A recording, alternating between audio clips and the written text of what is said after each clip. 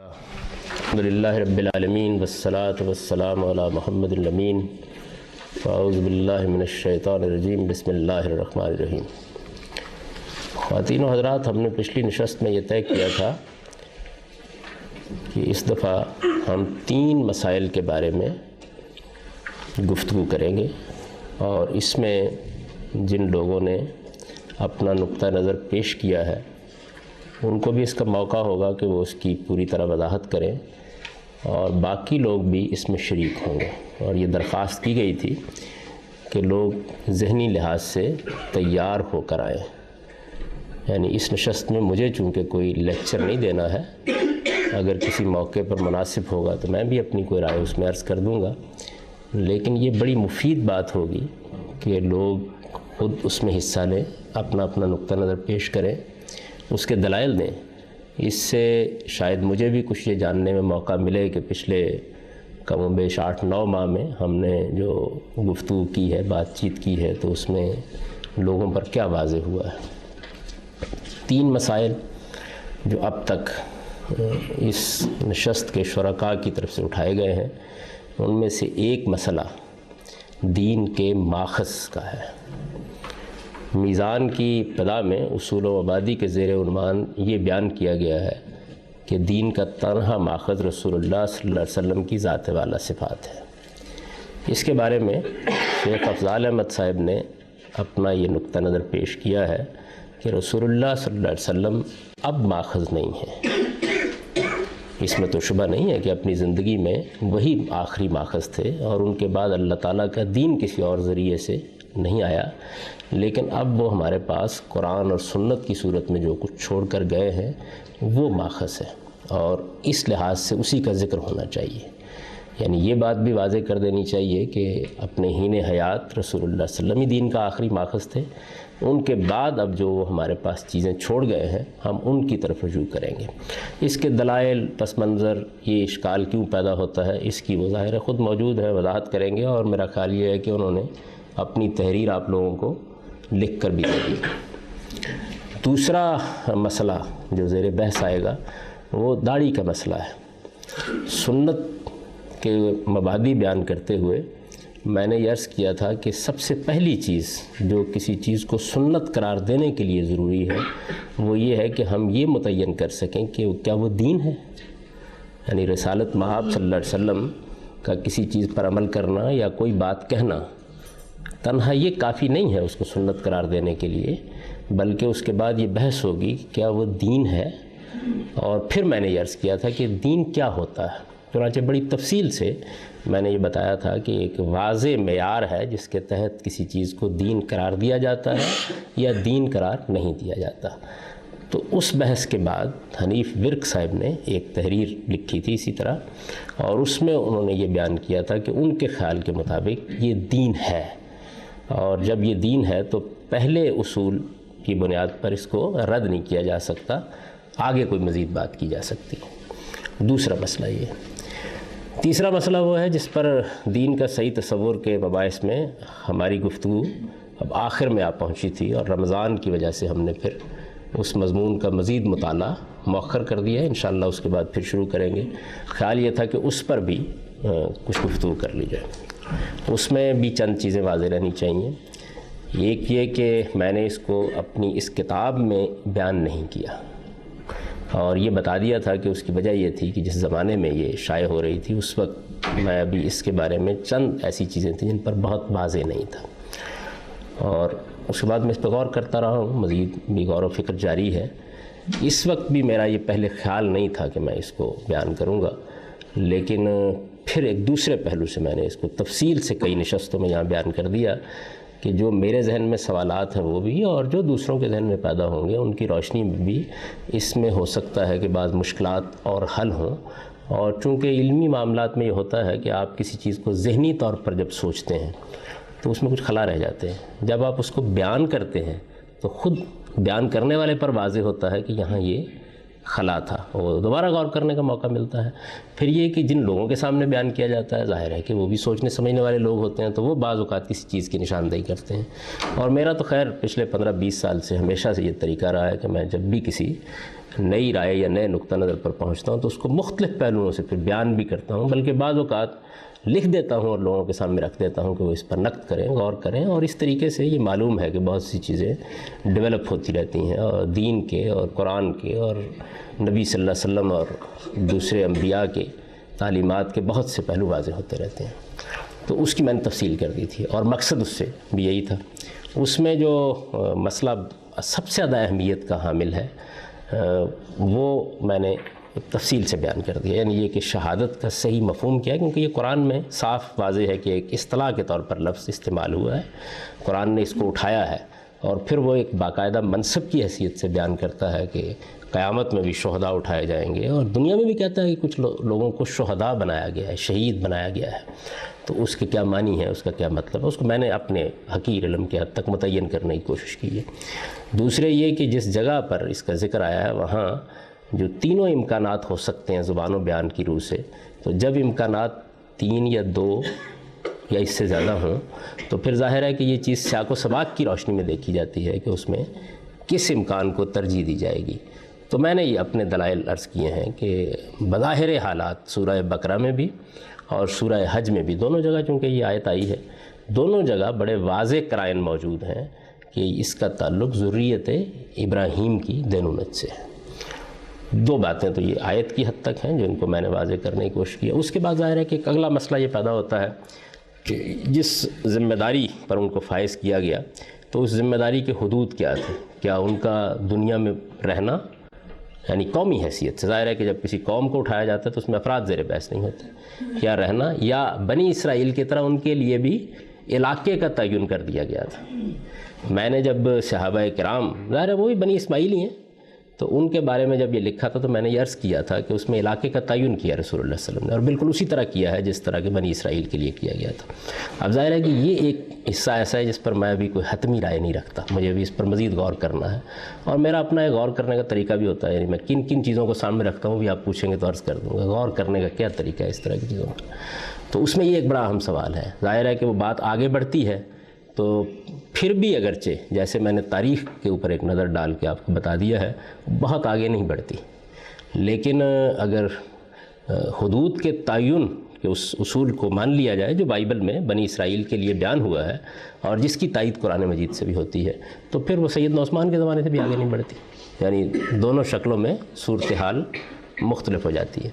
تو یہ ایک مسئلہ ہے جس پر مجھے ابھی بہت غور کرنا ہے، اور پھر اس کے بعد اور پہلو بھی ہیں چھوٹے چھوٹے جس کے بعد وہ چیز صحیح جگہ بیٹھ جاتی ہے، یعنی اگر ایک راستہ ہے تو اس سے بھی کچھ سوالات پیدا ہوتے ہیں، دوسرا ہے تو اس سے بھی کچھ سوالات پیدا ہوتے ہیں، لیکن ان تمام معاملات پر غور کرنے کا صحیح طریقہ جو میرا ہمیشہ رہا ہے وہ یہ کہ میں نتائج اس کو بالکل الگ رکھ دیتا ہوں اور یہ دیکھتا ہوں کہ قرآن مجید اپنے الفاظ، اپنے سیاق سباق میں کیا بات کہتا ہے، پھر اس کو نتیجے تک لے جا کے دیکھتے ہیں کہ کہیں طے کرنے میں غلطی تو نہیں ہو گئی۔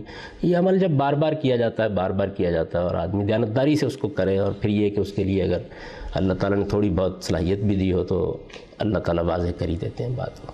یہ میں نے مختصر سا آپ کو تینوں مسائل کے بارے میں تعارف کرا دیا۔ اب اس کے بعد ہم ان کو اسی ترتیب سے زیر بحث لائیں گے، یعنی جو مسئلہ آخر میں ہے اس کو آخری میں رہنے دیں، جو پہلے ہے اس کو پہلے زیر بحث لے آئے، جس کو ہم درمیان میں رکھا ہے، اور میرے سامنے یہ آئے بھی اسی ترتیب سے ہیں، یعنی سب سے پہلے شیخ افضال صاحب نے اس پر لکھا تھا، اس کے بعد حنیف برق صاحب نے اس پر لکھا، اور اس کے بعد یہ مسئلہ پچھلے لیکچر سے سامنے آیا، تو اسی ترتیب سے یہ زیر بحث آئے گا۔ میری گزارش یہ ہے کہ اس میں کوئی حرج نہیں، بحث کریں، ایک دوسرے کے دلائل کا جواب دیں، بات اگر سمجھی ہوئی ہے میں یہ خدمت انجام دوں گا کہ کسی بات کو کمیونیکیٹ کر دوں، کسی کو بتا دوں، کسی کو واضح کر دوں، کوئی سوال اس پر پیدا ہوتا تو سوال آپ کے سامنے رکھ دوں، لیکن یہ اصل میں سوالات کی نشست نہیں ہے بلکہ اس موضوع پر ایک کھلی گفتگو کی نشست ہے۔ اس سے مجھے بھی بہت سیکھنے کا موقع ملے گا، آپ لوگوں کو بھی بہت سیکھنے کا موقع ملے گا، اور یہ روایت ہونی چاہیے کہ اس طرح بعض اوقات گفتگو۔ اب یہ بھی ہے کہ آپ سب لوگ جو اس کے شرکاء ہیں، یہ یعنی عام سی بات ہے کہ سب حصہ اس طرح نہیں لیں گے، کچھ سنیں گے، کچھ حصہ لیں گے، تو اس میں میری گزارش یہ ہے کہ جو لوگ تیار ہو کے آئے ہیں کہ ان کو اپنا موقع پیش کرنا ہے یا انہوں کسی چیز پہ تنقید کرنی ہے تو ان کے لیے یہ اظہار کر دیں کہ ان کو اگلی نشستوں پر جگہ دے دیں، تاکہ ذرا تھوڑا سا مباحثے اور گفتگو کا اچھا ماحول پیدا ہو جائے۔ جو لوگ یعنی اس کے لیے، باقی بات تو ہر آدمی کر سکتا ہے، اور دوسری گزارش یہ ہے کہ چونکہ اس کو ریکارڈ کر رہے ہیں اور یہ ایک مفید چیز یعنی اگر دوسروں کو نہیں بھی دینی تو اس لحاظ سے مفید ہوتی ہے کہ خود آپ بعد میں سن سکتے ہیں کہ کسی نے کیا بات کہی. بعض اوقات گفتگو گرما گرمی میں دوسرے کی بات آدمی توجہ سے نہیں سنتا یا پوری طرح اپریشیٹ نہیں کرتا. تو چونکہ اس کو ریکارڈ بھی کیا جا رہا ہے تو از راہ کرم جو آدمی بات کرنا چاہے وہ مائک لے لے, کیونکہ وہ آپ نہیں لیں گے تو اس سے جو مسئلہ پیدا ہوتا ہے وہ یہ ہے کہ پھر وہ ٹیپ چلتی ہے اور اس میں کچھ نہیں ہوتا. تو یہ جو ڈسکشن جو ہم کرنے لگے ہیں اس میں کیا یہ موضوع نہیں ہوگا کہ آپس میں کراس کوسچننگ یا کراس ٹاک کے بجائے جو صاحب کنڈکٹ کر رہے ہیں یعنی ان کی طرف ڈائریکٹڈ ہو ہر آدمی کا؟ یہ تو بڑی عنایت ہوگی آپ لوگوں کی اگر آپ یہ کریں گے تو بڑی عنایت ہوگی. یعنی یہی کرنا چاہیے کہ آپ اپنی بات مجھے مخاطب کر کے کہیں, اگر وہ بات پہنچ جائے گی تو دوسرا آدمی اس پہ کمنٹ کرے گا, اور اگر اس میں کوئی دقت ہوگی تو میں خود کوشش کروں گا کہ دوسرے کی بات جو ہے سمجھا دوں, یعنی پہلے مرحلے میں یہ خدمت انجام دوں گا. تو یہ انشاءاللہ ایسے ہی کریں گے, لیکن بات یہ ہے کہ ہم ہیں نا, تو کوئی ضروری نہیں کہ ایسا ہو جائے, خواہش تو یہی ہوگی. تو اس میں جو گزارش کر رہا ہوں یہ ہے کہ وہ لوگ آگے آ جائیں, اور اگر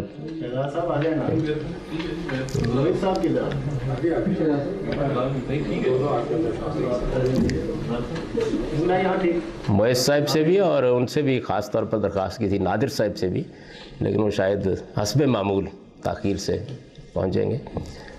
تو میرا خیال ہے شروع کر لیں گفتگو بات چیت. تو سب سے پہلے تو یہ ہے کہ جو آدمی سوال کرنے والا ہے وہ اپنا موقف بیان کر دے گا, اس کے بعد پھر باقیوں کو حق حاصل ہے کہ اس پر بیان کرتے. تو شیخ صاحب شروع کرتے ہیں. جی بسم اللہ. جیسا معلوم ہوا تھا ابھی طبیعت ٹھیک نہیں ہے. کیوں خیریت؟ معلوم ہوا تھا آپ کو کچھ زکام ہے, گلا خراب. نہیں, اس کا بحث سے کیا تعلق ہے؟ اس لیے بحث سے تعلق ہے کہ طالب علم جب تیاری کر کے نہ آئے تو چھٹی کے بہانے جس طریقے سے تیاری کا آپ نے باندھا ہے اس طریقے سے تیاری کرنے میں آئے کوئی حرج نہیں ہے, ایسے کیا فرق پڑتا ہے. دوسری بات یہ کہ یہ کوئی موقف نہیں ہے جس کا بیان ہے. نہیں ایک سوال ہے, موقف نہیں, ایک سوال ہے. نہ کوئی موقف ہے, جی بالکل.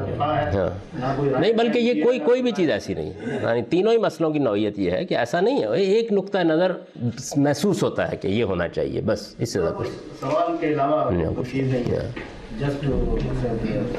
پہلے تو ہوتا ہی سوال ہے جی. موقف تو اس وقت بنتا ہے جب آدمی فرقہ بند ہو جاتا ہے, ورنہ تو سوال ہی ہوتے ہیں. نہیں آپ تو ویسے ہی طالب علم اور آپ ماشاء اللہ موجود ہیں. جو چیز آپ اس میں سکھا رہے ہیں اسی سے کوئی سوال پیدا ہو جاتا ہے, ظاہر بات ہے. اس میں جو آپ ہی کی پرانی سیکھی ہوئی چیز یہ بات میں نے ویسے بیان تو کر دی تھی, یہ لوگوں کے سامنے آ گئی ہے تفصیل سے. اس میں جو میرے نوٹس تھے ان کو میں فیئر بھی نہیں کر سکا تھا, کہا کہ اس کی کاپی ہو تو میں نے اسی طرح کر دی تھی, کوئی حرج نہیں. اور کچھ لوگوں کے پاس بھی موجود ہیں. تو اس میں یہی جو چیزیں ہیں میں خود دیکھ کے ریپیٹ کر دیتا ہوں کہ ایک بات یہ میرے ذہن میں آئی تھی کہ یعنی اب آپ یہ اپنے نکات بیان کر رہے ہیں نا, تو جو لوگ گفتگو کرنا چاہتے ہیں اس کو نوٹ کر لیں, نوٹ کرتے جائیں تاکہ وہ اس کے لحاظ سے جواب دیں. جی جواب دیں یا گفتگو کریں یا کوئی مسئلہ اٹھائیں. انیشیشن اس کو پھر سے غور کیا جائے, جو بیان کیا جاتا ہے کہ اصول کے طور پہ آپ نے بیان کیا ہے اپنی کتاب میں اصول مبادی کے بالکل ابتدا میں. اس ساری کتاب میں اصل میں آپ نے پلیسمنٹس کی ہیں ہر بنیادی چیزوں کی اپنے اپنے صحیح مقام پہ, اور اصل اصول میں جو پلیسمنٹ کی ہے حضور اکرم کی وہ کی ہے دین کے ماخذ کے طور پر. اور جب وہ دین کا ماخذ قرار پا جاتے ہیں تو جب گفتگو آگے بڑھی اور تصوف تک پہنچی اور تصوف کے اس انتہا تک پہنچی جب آفتاب اور خربوزے کی مثال سے انہوں نے اپنا لنک حضور اکرم سے قائم کر لیا, کیونکہ ماخذ کے طور پہ انہیں ہم سب تسلیم کرتے ہیں, تو وہ اگر لنک جیسا بھی کمزور ہو بادشاہوں کے نزدیک تو وہ ماخذ تک پہنچ گیا, کیونکہ اگر وہ ماخذ ہے. اس سے پھر ذہن میں ہوا کہ بھائی اس پہ پھر سے غور کر لینا چاہیے کہ ان کو ماخذ اب بھی ڈکلیئر کر کے ہم کیا صحیح کر رہے ہیں. یہ ایک سوال ہے کہ اس پہ پھر سے غور کرنا چاہیے. اور اس میں جو آواز آ رہی ہے؟ جی بالکل. کیونکہ یہ جو حضور اکرم کو ماخذ کے طور پر مانا جاتا ہے, بظاہر جو مجھے محسوس ہوا تھا وہ یہ کہ یہ ایک دینی مقدمہ نہیں ہے, یہ ایک عقلی مقدمہ ہے. عقلی مقدمہ اس طریقے سے کہ سارا دین جو ہے وہ اس کا ماخذ اصل میں تو اللہ میاں کی ذات ہے, اس نے یہ جبریل امین کے ذریعے حضور تک پہنچایا اور حضور نے وہاں پہ اپنے قوم کو یہ پہنچا دیا.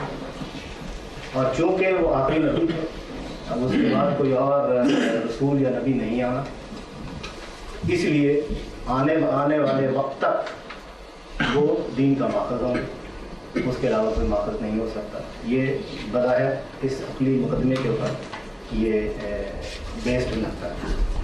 اس پہ جو اعتراضات ہوتے ہیں، یا جو اعتراضات بھی نہیں کہنا چاہیے، جو سوالات سے بھی آتے ہیں، وہ یہ آتے ہیں کہ جو بھی ماخذ ہے جسے ہم ماخذ قرار دیتے ہیں، اس تک جو اس سے سیکھنا چاہتا ہے اس تک اس کی پہنچ ہونی چاہیے. شوڈ بی اپروچیبل اور ہی شوڈ بی ریفریبل. کہ اگر ہمارے ذہن میں کوئی سوال آئے، کوئی چیز ہم کلیئر کرنا چاہیں دین کے معاملے میں، تو ہمارے پاس اگر کوئی ماخذ ہے تو اس ماخذ تک پہنچنے کا ذریعہ ہونا چاہیے، کلیریفیکیشن لینے کے لیے، کنفرمیشن لینے کے لیے. جبکہ حضور اکرم چونکہ موجود نہیں ہے، ہم ان سے براہ راست یہ ریفرنس لے نہیں سکتے. یہ بیسیکلی جب کسی چیز کو ماخذ قرار دیا جائے تو ماخذ میں یہ ایک بنیاد ہونا بہت ضروری ہے. وہ اپنی زندگی اپنے صحابہ کے لیے، اس وقت کے موجود لوگوں کے لیے تو ماخذ تھے، اور ماخذ کے طور پہ استعمال کیے گئے. لوگ ان کے پاس جاتے تھے، دین کو سمجھتے تھے، دین کو پوچھتے تھے، اس کی کلیریفیکیشن لیتے تھے. لیکن اب یہ ہمارے لیے کیسے ممکن ہے؟ یہ تو ہمارے لیے ممکن نہیں ہے کہ ہم حضور اکرم سے جا کے اگر ہم سے کوئی بات سمجھتے ہیں کہ کوئی اپنے عمل کی تصحیح کرانا چاہتے ہیں تو ہم اس کی کنفرمیشن اس ماخذ تک پہنچ کے نہیں کر سکتے. دوسری بات یہ کہ جو چیز جو جس طریقے سے آپ نے اس لیکچر میں بیان کی، جو اس طریقے سے میرے علم میں پہلے نہیں تھی، وہ ہے کہ دین کو یا علم کو پہنچنے کے جو ذرائع ہیں اس میں ظنی الثبوت، ظنی الدلالہ، قطعی الثبوت، قطعی الدلالہ، یہ ساری جو چیزوں نے تھوڑا بہت علم میں اضافہ کیا. تو نتیجتاً ایک سوال یہ ذہن میں آیا کہ اس کیٹیگرائزیشن کی بنیاد پہ جب ہم دیکھتے ہیں تو خود حضور اکرم کی ذات کو چھوڑ کے، ان کے ہونے کو چھوڑ کے، ان کے بارے میں جتنی بھی اجمالی اور تفصیلی چیزیں ہیں وہ ساری ظنی الثبوت ہے، وہ قطعی ثبوت تو ہے سوائے ان چیزوں کے جو خود قرآن نے ہمیں بتایا. یعنی اب ہمارے لیے ماخذ تو دور کی بات ہے، خود ان کی ذات کی تفصیلات جو ہیں یا انہوں نے جو کچھ کیا اس کا حتمی ذریعہ جاننے کا، قطعی ثبوت جاننے کا ذریعہ خود قرآن. یعنی وہ خود ڈیپینڈنٹ ہیں اب ہمارے لیے کہ ہم ان کو جاننے کے لیے یا ان کے بارے میں ڈیٹیلز کی ویریفیکیشن کے لیے، یا کس طریقے سے انہوں نے اپنی زندگی گزاری اور کس طریقے سے انہوں نے انظار کیا اور کس طریقے سے انہوں نے رسالت کے مقام کو پہنچے اور اس کو قائم کیا، اس کے لیے ہم منحصر ہیں خود قرآن کے اوپر.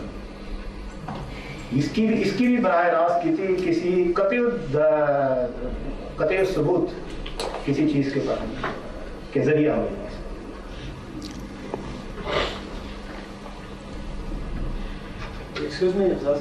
ابھی شاید پوائنٹ اگر ہم ڈسکس کر لیں، پہلے پوائنٹ کو پہلے اگر ہم ڈسکشن کر لیں تو زیادہ بہتر ہے. ہاں بالکل، یہ تو بیان کرنے والے پر ہے. وہ اگر کہتا ہے کہ بھئی میں اپنی بات پہلے پوری بیان کر لوں.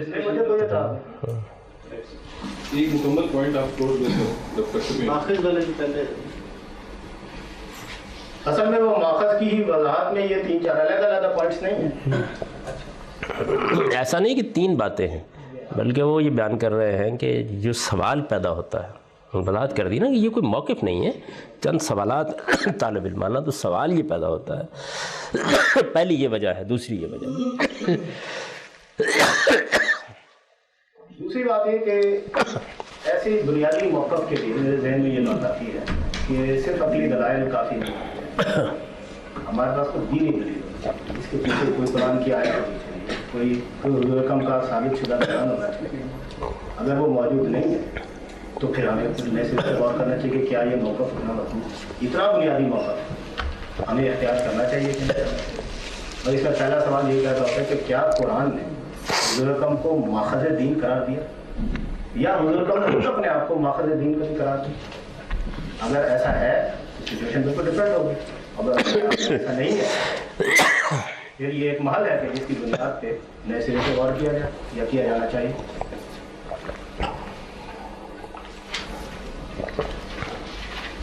پھر قرآن کا موضوع ہے، اس قرآن کا کانٹینٹ ہے، جس طریقے سے آپ بیان کرتے ہیں وہ آپ کی سرگزشت دعوت انذار ایک رسول نے جو کچھ کیا ہے، نتیجہ تھا اس کے کانٹینٹ کا بہت بڑا حصہ صرف ان کی اپنی قوم بلکہ اس قوم کی اس نسل سے متعلق ہے، ہم سے متعلق ہے۔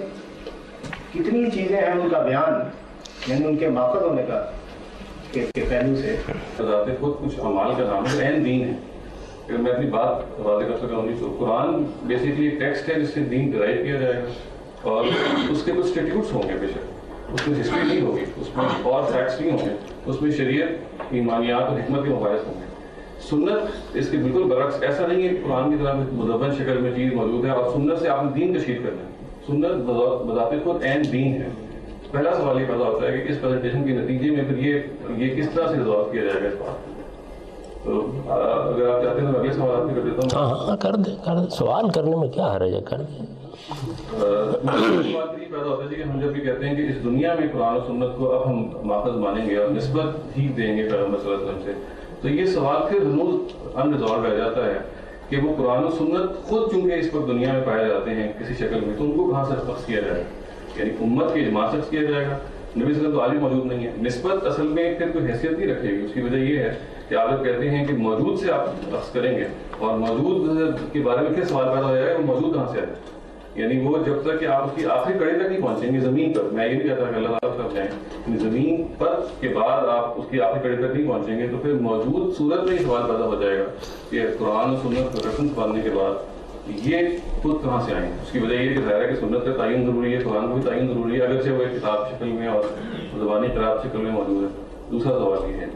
تیسرا سوال یہ ہے کہ جب انہوں نے یہ فرمایا کہ یہ جو پریزنٹیشن ہے دین کے ماخذ کی، یہ اس کو عقل کی بنیاد پر نہیں کرنا چاہیے، بلکہ اگر کوئی قطعی آیت یا تو ہونی چاہیے یا نبی صلی اللہ علیہ وسلم کا اپنا کوئی قول ہونا چاہیے، اگر میں ان کی بات صحیح سمجھوں، یعنی اس should not be intellectual presentation کہ آپ کہیں گے کہ دین کا ماخذ یہ ہے، بلکہ اس کے پیچھے کوئی ایک ڈیوائن کمانڈمنٹ ہونی چاہیے۔ تو میرا اس سے یہ سوال تھا کہ جہاں سے ہم اس گفتگو کا آغاز کر رہے ہیں وہاں پہ بیسیکلی آیت سے تشہیر کیا گیا ہے، یعنی جہاں پہ آپ نے اس کو بیان کیا ہے وہاں پہ آیت ہی کوٹ کی ہے، تو اگر وہ آیت ظاہر ہے کہ ضروری نہیں کہ اس مانا جائے تو اس کے وہ صحیح ماخذ ہے، تو اس پر بحث ہونی چاہیے۔ یعنی ایسا نہیں کہ آیت موجود نہیں ہے، یہ ہو سکتا ہے کہ آیت کے تعین میں یا جس کو آپ نے متعین کیا ہے اس میں اختلاف ہو۔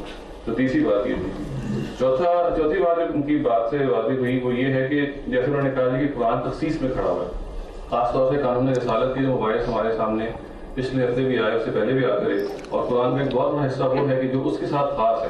پھر انہوں نے مثال دی سورہ اثر کی، اس میں ایک تو میں یہ چاہ رہا تھا کلیریفیکیشن کی سورہ اثر میں جو اثر کا الف لام ہے وہ ظاہر ہے کہ قریش سے غالباً وہاں پہ تحریر نہیں ہے، بلکہ مراد زمانہ رسالت کے تمام افراد، وہ الانسان کے بارے میں انہوں نے کہا، اچھا ٹھیک ہے نا، والعصر ان الانسان لفی خسر، یہ بات ہے۔ اس میں پھر دوسری بات یہ پیدا ہوتی ہے خود قرآن مجید میں جب ہم یہ کہتے ہیں کہ ایک وہ چیز ہے جس کو آپ شریعت کہتے ہیں، یعنی ایک ایسی چیز، ایک ایسا حکم یا ایک ایسا انسٹیٹیوٹ جس کے لیے ہم سب ماننے پر مکلف ہیں، اور ایک وہ قانون رسالت ہے جو اصل میں تخصیص میں کھڑا ہوا ہے۔ اگر اس ادراک میں آپ کھڑے ہوئے ہیں تو پھر اصل میں یہ کہنا کہ چونکہ اس میں بعض تخصیصات موجود ہیں لہٰذا ان تخصیصات کی وجہ سے اس کو اصل میں خاص طور تک ہی ماننا چاہیے، تو یہ بات کچھ قابل فہم نہیں نظر آتی۔ یہ نہیں تھی بات ان کی، یعنی یہ ان کی بات یہ تھی کہ جب قرآن اس طرح کی تخصیص میں کھڑا ہے تو پھر اس کے معنی یہ ہیں کہ رسول اللہ صلی اللہ علیہ وسلم کے مخاطب تو اصل میں آپ کی قوم ہی کے لوگ تھے، ٹھیک ہے، یہ وہ قوم کے لوگ، لہٰذا اب ہمیں دین لینے کے لیے تو پھر کسی دوسری چیز کی طرف جانا پڑے گا نا جو ان سے پھر صادر ہو کے ہم تک پہنچے۔ اس پہ اصل میں پھر وہ پہلا سوال پیدا ہو جاتا ہے کہ یعنی اصل میں پھر آپ کو سورس تک، میں نے صرف ان کی بات کی وضاحت کی کہ وہ یہ کہہ رہے تھے، بس اب آپ اپنا کمنٹ جاری رکھ سکتے ہیں۔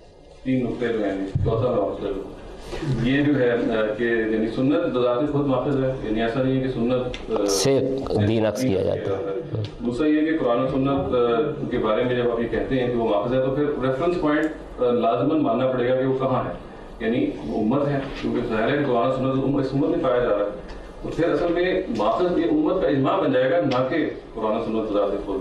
اور تیسری بات وہی ہے کہ یہ بیسکلی جو نقطہ نظر ایک آیت پر بیسڈ ہے، it's not an intellectual sort of presentation. یہ انہوں نے سوالات کچھ اٹھا دیے، کچھ کمنٹ کر دیا۔ آپ کو اور صاحب اچھا ہے کچھ کمنٹس؟ اگر صورت حال تو میں اس میں اگر آپ مزید لوگوں کی گفتگو میں کچھ انقطاع چاہتے ہیں تو کر دیں۔ ہاں بالکل کر دیں، ٹھیک ہے جی، دے دیں۔ مختصر سی بات. ہاں بالکل.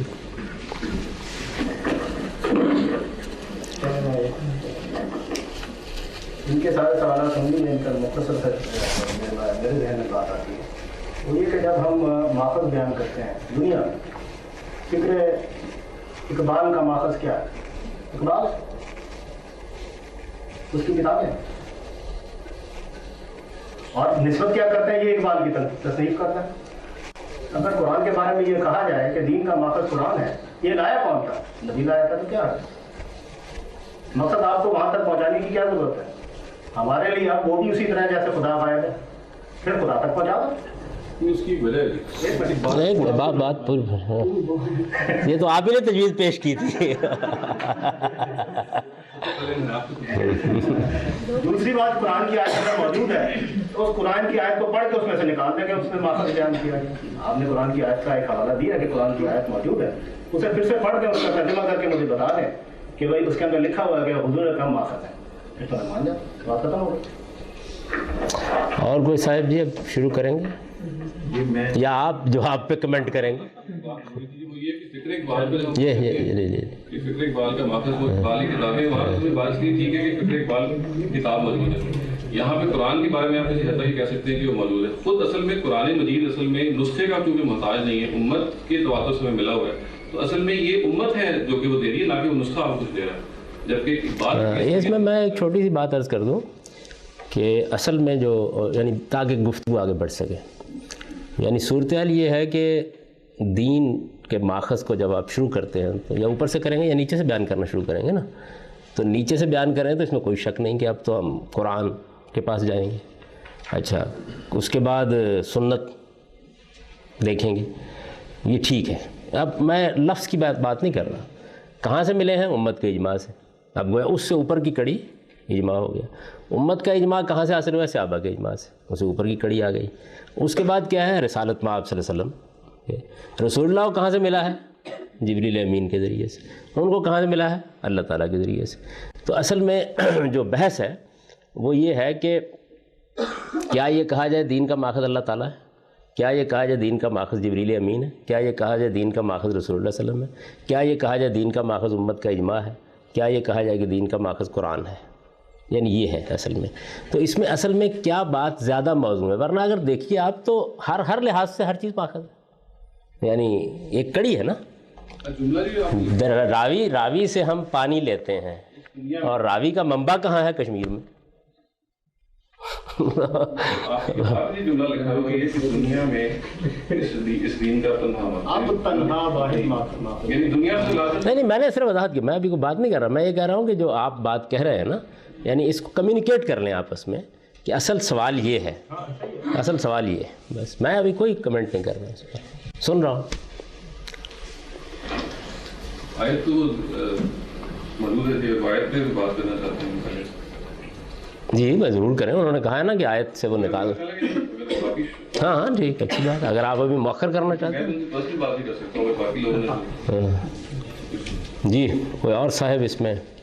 شہزاد صاحب چاہتے ہیں کچھ دوسرے لوگ بھی شریک ہو جائیں بحث میں. اس میں جیسا اگر لے لیں مائک لے لیں. مائک لے لیں.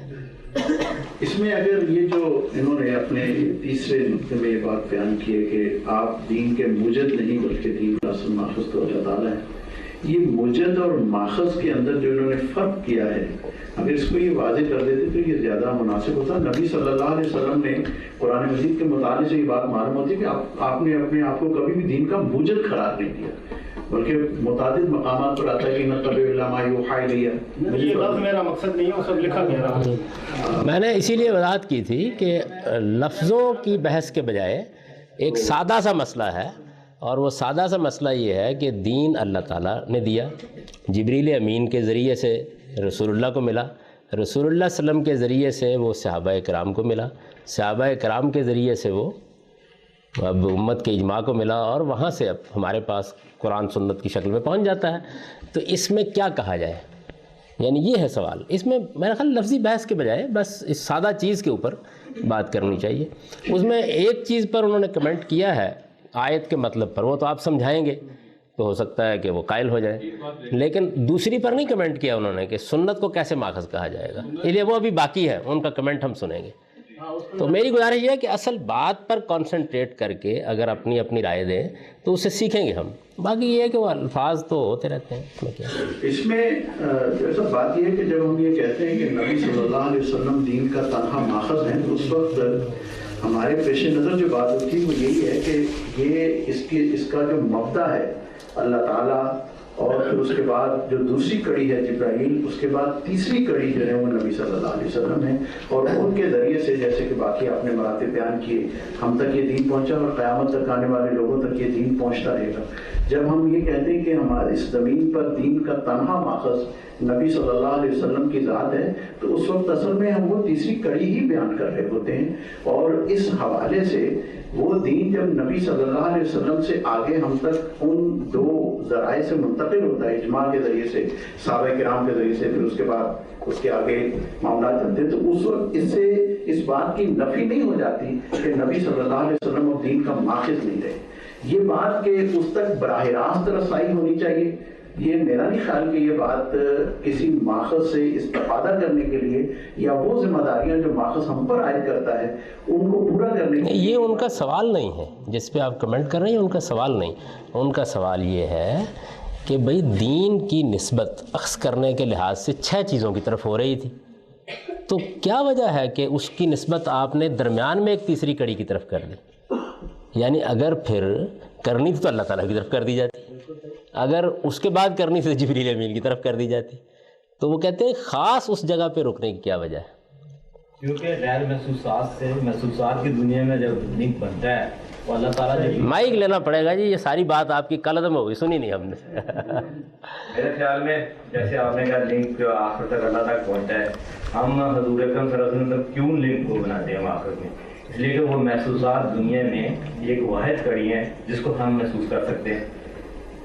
باقی تو جبریل علیہ السلام اور اللہ تعالیٰ تو وہ غیر محسوس دنیا میں ہے نا. یعنی وہ آپ کہہ سکتے ہیں کہ تو اعتراض نہیں ہے. ان لنک بنانے میں اعتراض نہیں کر رہے، وہ کہتے ہیں کہ 6 تھے، وہ کہہ رہے ہیں کہ 6 تھے، ان میں سے آپ لنک وہیں کیوں بناتے ہیں؟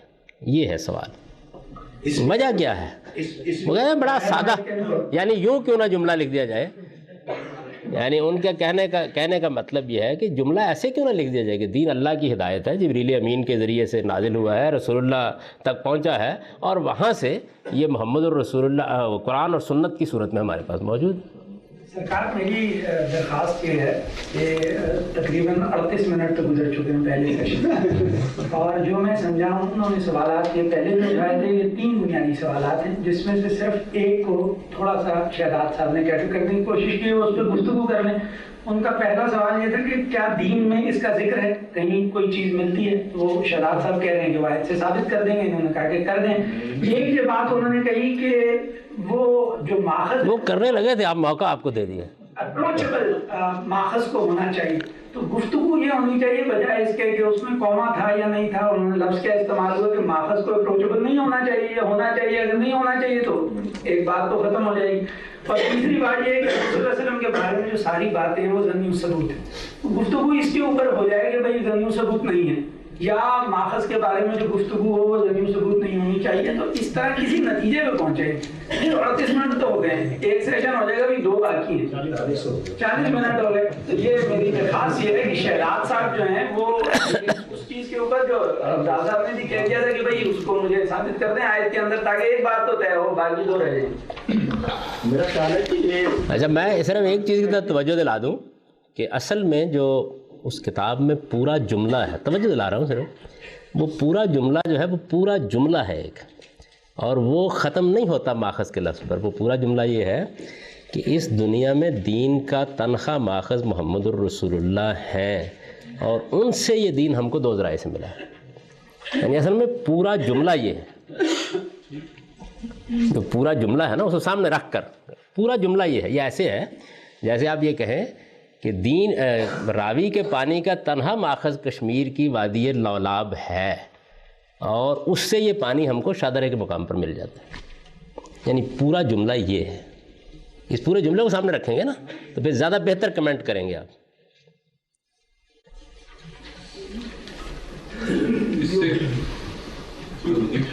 جی بات ہی تو کرنی، میں تو صرف وضاحت کر رہا ہوں. اس سے تھوڑا سا فرق ہے. آپ اپروچ کو واضح کر دیجیے. جی اس اپروچ کو واضح کر دیں وہ لاب تک پہنچنے کی اپروچ بتا دیں کس طرح جائیں گے. وہ آگے بیان ہوئی ہے نا. لیکن پوری بات یوں ہے کہ دین اللہ تعالیٰ کی ہدایت ہے. یعنی وہ بات یہاں سے شروع ہوتی ہے. دین اللہ کی ہدایت ہے, دنیا میں اس کا تنہا ماخذ محمد الرسول اللہ ہے. ان سے یہ دین ہم کو دو ذرائع سے ملا ہے, اور ان دو ذرائع تک ہماری اپروچ اجماع کے ذریعے سے ہوئی. یہ ہے اصل میں, یعنی پوری بات جو ہے وہ یہ ہے. پوری بات یہ ہے. میرے خیال میں دیکھیں نا, یہ اجازت دیں تو جی جی ضرور. دین اس دنیا میں اللہ پروردگار عالم کی ہدایت ہے جو اس نے اپنے پیغمبروں کی وساطت سے انسانوں کو دی ہے. اس سلسلے کے آخری پیغمبر محمد صلی اللہ علیہ وسلم ہیں. چنانچہ دین کا تنہا ماخذ اس زمین پر اب محمد صلی اللہ علیہ وسلم ہی کی ذات والا صفات ہے. یہ صرف انہی کی ہستی ہے جس سے قیامت تک بنی آدم کو ان کے پروردگار کی ہدایت میسر ہو سکتی, اور یہ صرف انہی کا مقام ہے کہ اپنے قول و فعل اور تقریر و تصویر سے وہ جس کو دین قرار دیں وہی ہم رہتی دنیا تک حق قرار دیں. اگر آنے والی دنیا تک وہ ماخذ ہے تو ریفرنس بیک کیا کی گنجائش ہونی چاہیے. نہیں وہ سوال آپ کا ٹھیک ہے. میں صرف یہ کہہ رہا ہوں کہ وہ اصل میں بات تو پھر ہم سے پوچھیں. میں نے تو اسی لیے پورا جملہ یہ بولا تھا کہ اس میں لکھا یہ گیا ہے کہ دین کا تنہا ماخذ اب اس دنیا میں رسول اللہ صلی اللہ علیہ وسلم ہے, اور ان سے یہ دین ہم کو دو ذرائع سے ملتا ہے. یعنی پوری بات یہ ہے, پوری بات یہ, یعنی جملہ یہ بولا گیا ہے. وہ تو تفصیل ہو گئی نا اس کی. اگر اس کو آپ نکال لیں پورے جملے کو تو یہ دو باتوں پہ ہم اپنی پہلے ایک تو یہ کہ جو آیت بالکل بالکل کریں, اور دوسرا یہ بات پہ کامنٹ کرتے ہیں کہ ہم یہ کہتے ہیں کہ سنت بذات خود ماخذ نہیں ہے. سنت جو ہے دین ہے, جبکہ قرآن ماخذ بن سکتا ہے. یعنی سنت کا ماخذ اجماع ہے. سنت کا ماخذ اجماع ہے. اس لیے اس پریزنٹیشن میں سنت دین ہے, سنت دین ہے اور اس کے پیچھے دین کا ماخذ نہیں ہے. آپ یہ کہہ رہے ہیں جبکہ قرآن جو ہے یعنی اس سے یعنی ماخذ کا مطلب ہے کہ کوئی ہے جس سے ہم وہ چیز اخذ کر رہے ہیں, یعنی وہ چیز اس سے لے رہے ہیں. کوئی چیز, کوئی ظرف ہے جس سے نکال رہے ہیں. ماخذ اسی کو کہتے ہیں نا. جیسے میں نے مثال دیا کہ راوی کا منبع وادی لولاب ہے, تو وہ منبع ماخذ ایک ہی چیز ہے نا, جس سے کوئی چیز پھوٹتی ہے, جس سے وہ نکلتی ہے, جس سے آپ اسے لیتے ہیں.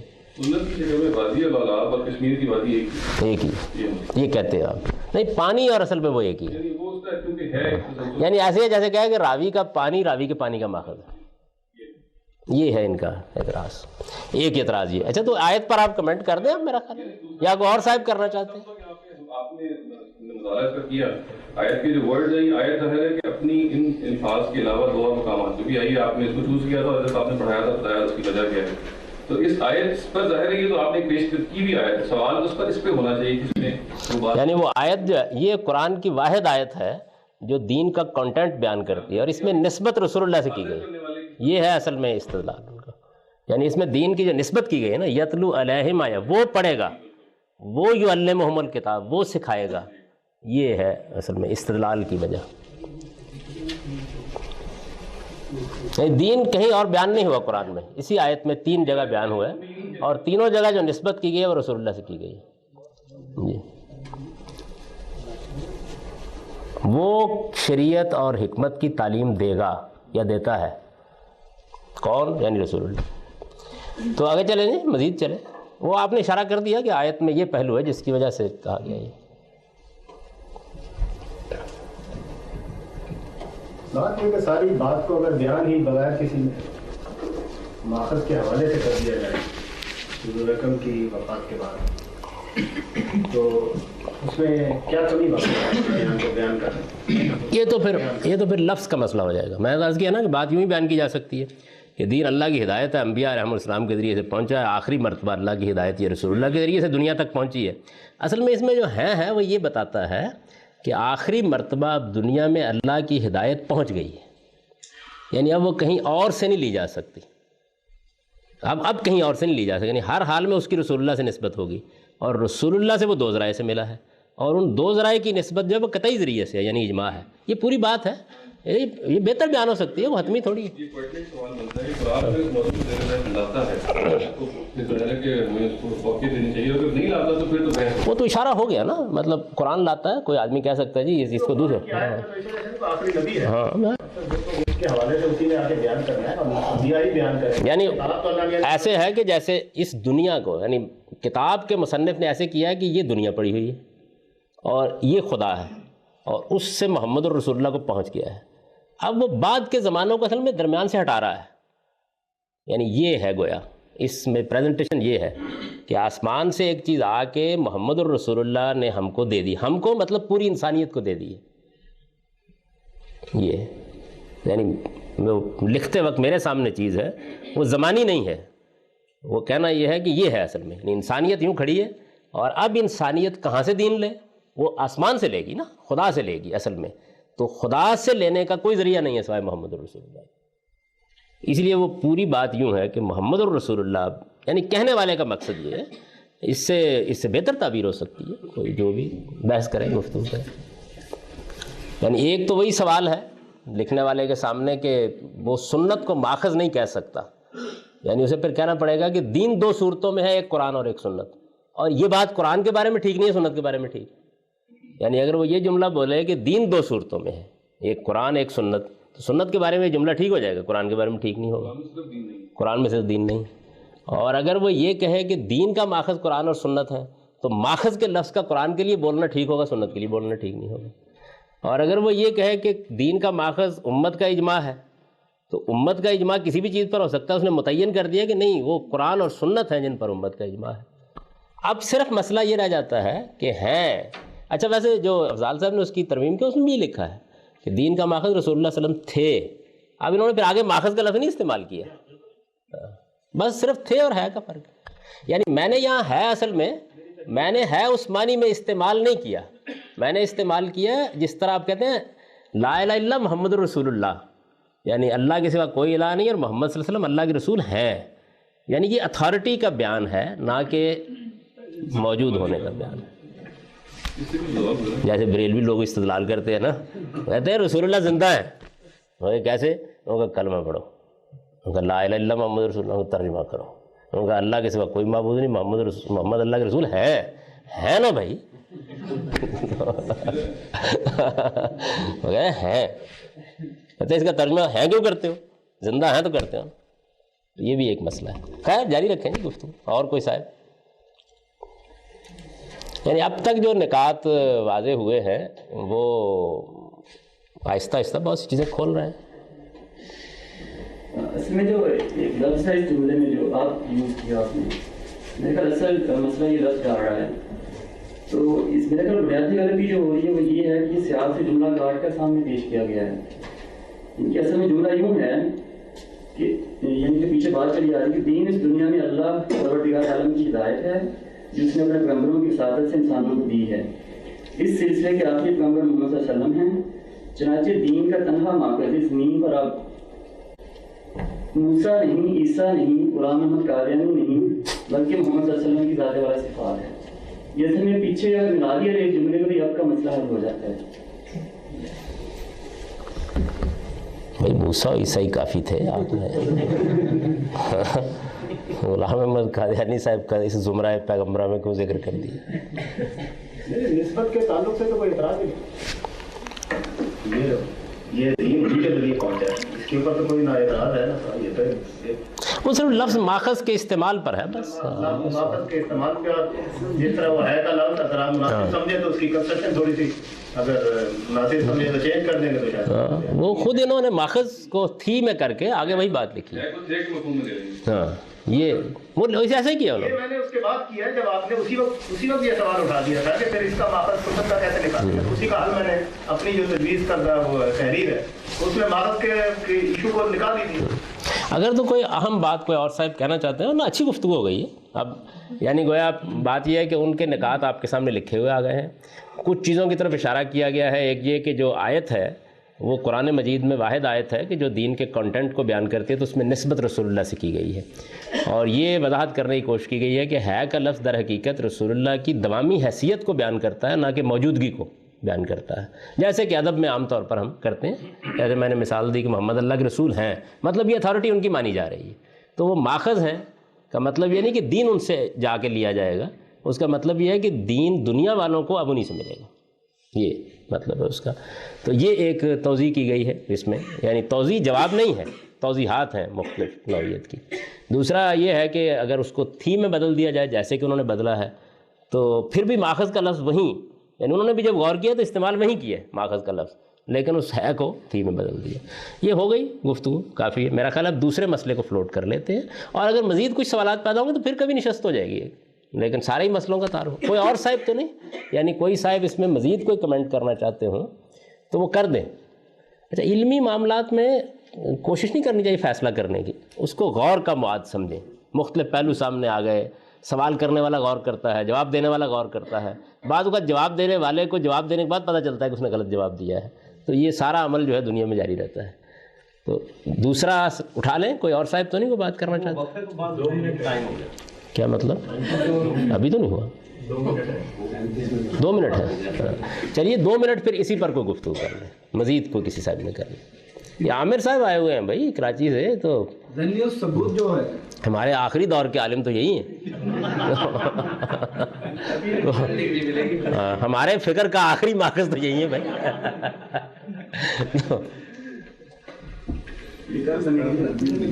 ثبوت کی کیا حیثیت رہے گی ماخذ کے طور پہ؟ جی ثبوت تو ہم بحث کر چکے ہیں، یعنی وہ جو جن 2 ذرائع سے دین، یعنی پوری بات جملہ یوں ہے نا، دین کا ماخذ محمد رسول اللہ، ان سے دین صرف 2 ذرائع سے ملا ہے، قرآن اور سنت، اور دونوں اجماع سے منتقل ہوئے ہیں.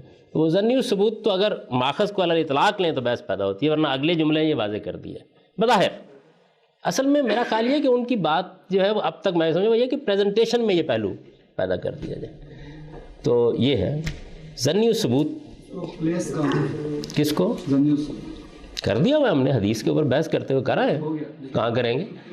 دیکھیں سنت اور قرآن جو ہے قطعی ثبوت ہے، اور حدیث ظنی ثبوت ہے، اس کو کر کے آ گئے ہم، فارغ ہو گئے بڑے عرصہ پہلے.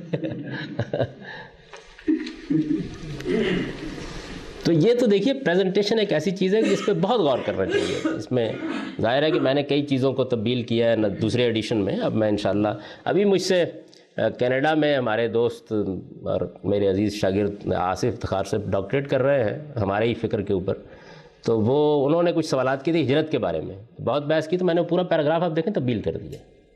یعنی پہلے اور دوسرے ایڈیشن کو ملا کے دیکھیے، بات ایک ہی ہے لیکن اس کی پریزنٹیشن میں کچھ کویسچنز پیدا ہو جاتے تھے. یہ پریزنٹیشن ایک انسانی عمل ہے نا، مزید غور کریں گے اس کو. یعنی ایک چیز اٹھا دی گئی اس پہ. تو کوئی اور بات؟ تو ٹھیک ہے جی، اب 20 منٹ کا وقفہ ہے.